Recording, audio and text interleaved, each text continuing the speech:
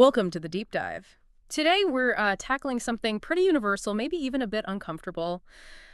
The hidden connection between hypocrisy and just settling, mediocrity. Yeah, it's a fascinating link. We're drawing on some really insightful work by Dr. Hakeem Ali Bokus Alexander, who's examined this psychologically and socially, too. Exactly. And our mission, really, for you listening, is to maybe start seeing how these ideas, hypocrisy, mediocrity, might be playing out kind of quietly in your own life, maybe holding you back.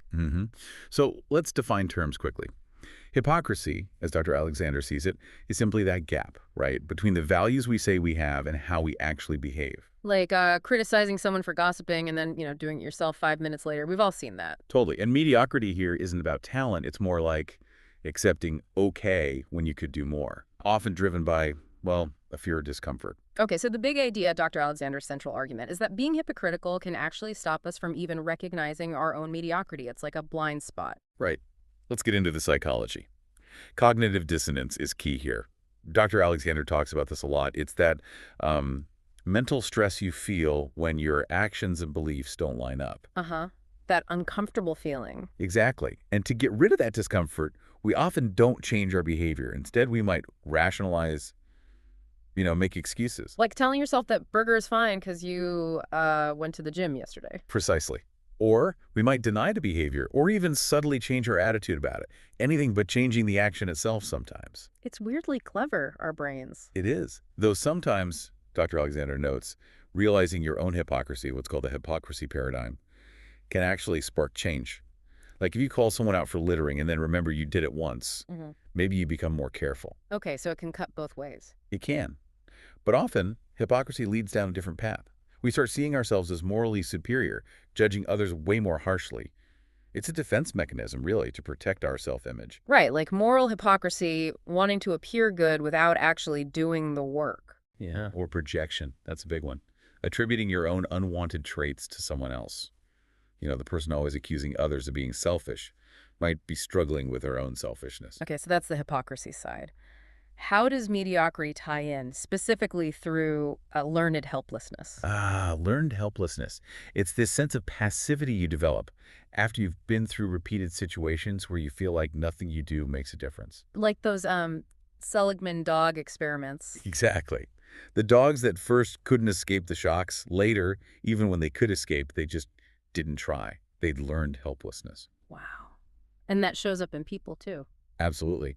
Dr. Alexander points out it creates deficits motivational, like why bother trying, cognitive, believing you can't succeed, and emotional, like depression or anxiety. There are those analogies too, right? The fleas in the jar. Yeah, the fleas learn to jump only so high because there's a lid. Take the lid off, they still only jump that high. They've internalized the limit. An invisible lid. An invisible lid. Or the baby elephant tied to a small stake. It learns it can't break free. When it's huge and easily could break the rope, it doesn't even try because of that early conditioning. And we see this everywhere, right? School, work. Relationships, yeah. Giving up after failing a test, staying in a dead-end job because you feel powerless, or finding it hard to leave a bad situation. It's that learned belief, I can't change this. So connecting it back, hypocrisy acts like a shield, preventing us from seeing that maybe learned helplessness is contributing to our own mediocrity. Precisely. Dr. Alexander suggests we might criticize, say, someone's communication style, call it polarizing or unprofessional, when really we're just avoiding the uncomfortable content of what they're saying, content that might challenge our comfortable mediocrity, our status quo. So we attack the messenger to avoid the message. Often, yes. We prefer what's familiar, even if it's not actually good for us. There's this subconscious thing where familiar feels safe. And, well, society often values politeness over potentially uncomfortable truths, doesn't it? It does. Easier to keep things smooth on the surface. And when you mix that preference for comfort with learned helplessness, you get people blaming external factors, the system, my boss, bad luck for their lack of progress, rather than looking inward. The hypocrisy helps maintain that external focus. And Dr. Alexander argues society kind of reinforces this, like norms around politeness actually hindering growth. Yeah, potentially. If we're too afraid to offer or receive honest, direct feedback because it's not nice, how do we improve? There's also a societal cognitive dissonance we might accept, say, really violent or negative messages in music or media, Right. but then clutch our pearls if someone communicates assertively about something important. It's inconsistent. And the sheer repetition of certain ideas in culture can normalize mediocrity, make it seem like the default, even desirable. Exactly, that normalcy bias. Just because something is common, we assume it's okay or even good. Common sense can sometimes just be common nonsense, as Dr. Alexander might put it. So how do we push back? How do we challenge this? Dr. Alexander mentions targeting communication. Right. Drawing on Seth Godin's idea of the minimum viable audience. Instead of trying to please everyone, which often leads to watering things down, to mediocrity focus on the people who are receptive. Engage deeply with a smaller group. Yes, and within that group, assertive communication, even if it feels polarizing to outsiders, can be really effective.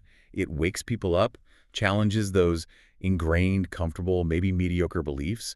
It creates the necessary discomfort for growth. So it's not about being abrasive for its own sake, but strategically using directness to provoke thought within a group that's actually ready to hear it. Precisely. Sometimes preaching to the choir isn't bad if the choir needs a bit of a shake-up to reach the next level. Okay, let's wrap this up.